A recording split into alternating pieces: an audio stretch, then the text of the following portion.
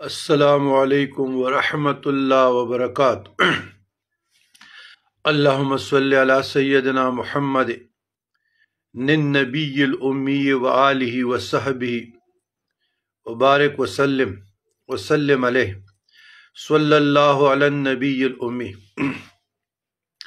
عزیزان گرامی، بہت سے سالکین تصوف سے وابستہ لوگ یا غیر وابستہ لوگ، ہر مومن ہر مسلمان کے دل میں ایک حسرت ہوتی ہے، ارماں ہوتی ہے، انگریزی میں وش کہتے ہیں، کہ خواب میں حضور نبی کریم سید المرسلین جد الحسن والحسین علیہ الصلاۃ والسلام کی زیارت نصیب ہو جائے۔ ہمارے بزرگان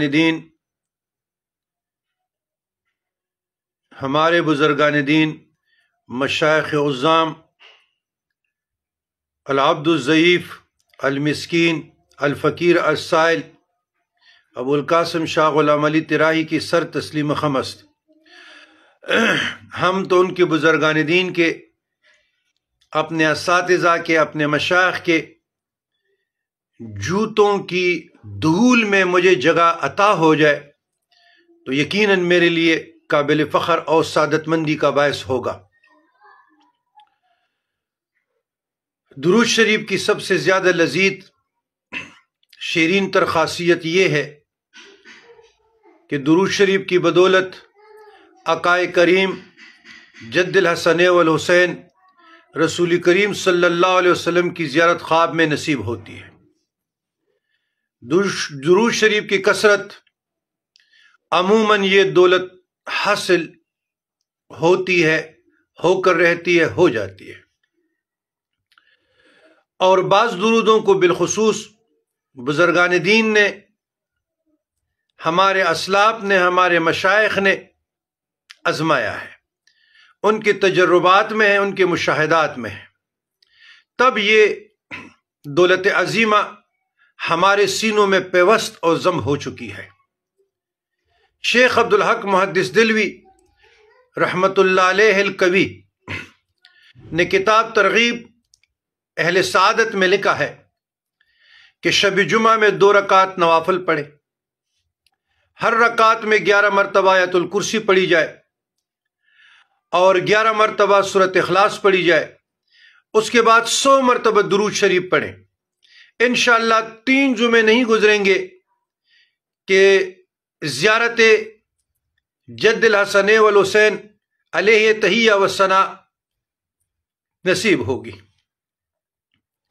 اور وہ درود میں نے ابتدا میں بھی پڑھی، اللہم صلی علی محمد النبی الامی وآلہ وصحبہ وسلم، لیکن ہمارے بزرگان دین، ہمارے مشائخ، اور اسپیشلی یہ درود ہمارے خاندان چشت میں پڑھا جاتا ہے، تو یہ ہم سیدنا کا لفظ زیادہ پڑھتے ہیں، اللہم صلی علی سیدنا محمد النبی الامی وعلی آلہ وصحبہ وبارک وسلم علیہ۔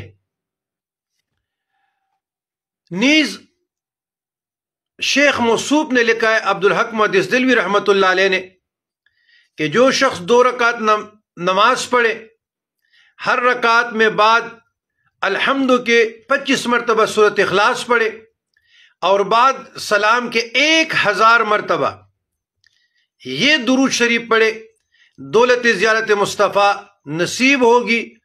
اور وہ درود یہ ہے، صلی اللہ علی النبی الامی۔ لیکن ایک تنبیہ ضروری سمجھتا ہوں، مگر اس دولت کے حاصل ہونے کی بڑی شرط ذوق شوق، ادب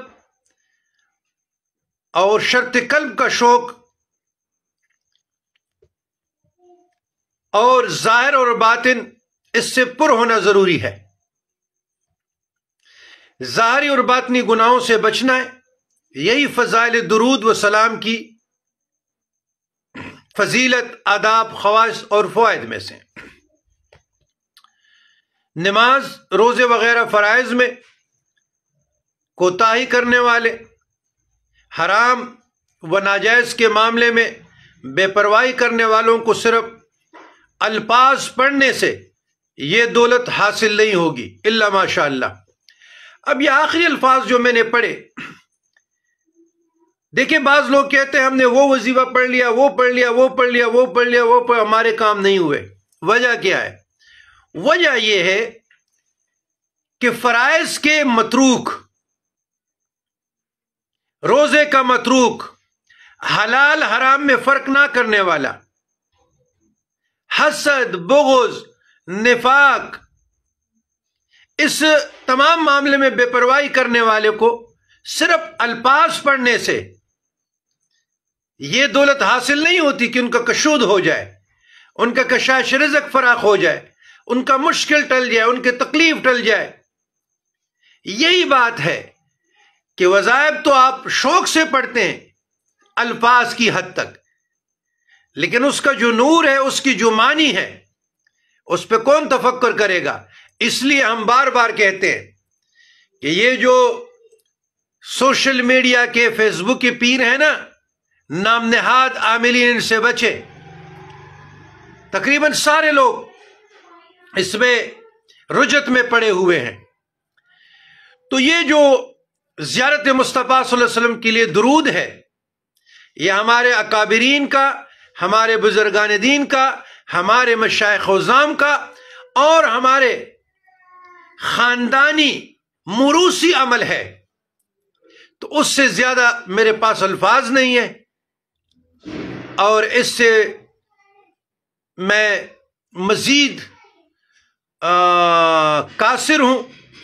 پھر بھی کسی سائل کو، کسی فقیر کو، کسی غلام کو، کسی مسکین کو، اور کسی مرید کو، متقد کو، پیارے دوست کو، میری بہنوں کو، میری بیٹیوں کو جو اس راہ سلوک سے وابستہ ہے، سمجھنا ہے، تو آپ واٹس اپ کر سکتے ہیں اور آپ کی رہنمائی انشاءاللہ تعالی ہو جائے گی۔ اللہم ربنا آتنا فی الدنیا حسنۃ وفی الآخرۃ حسنۃ وقنا عذاب النار۔